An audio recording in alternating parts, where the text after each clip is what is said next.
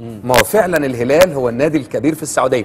كبير هذا لا يلغي ان هناك غيره من الكبار، لكن ليس بنفس الحجم. احنا عرفنا السعوديه من ماجد عبد الله، يعني من نادي النصر. امير عبد الرحمن قيمه كبيره وقامه رحمه الله عليه.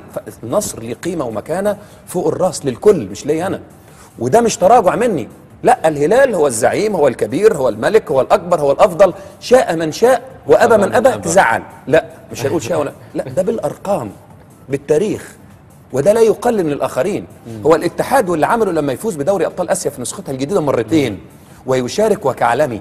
ما هو النصر هو العالمي، هو اللي عرفنا سكه العالميه مع الرجاء في 99 صحيح. في كاس العالم للانديه.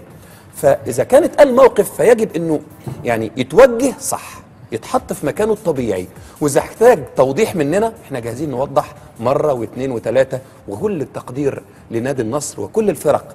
لكن الهلال قال لك مرة بدر مرة هلال مرة بس مرة دائما. المهم يعني في النهاية نادي الهلال قيمته كبيرة، واعتقد كل نصراوي عارف كده من جواه. وانا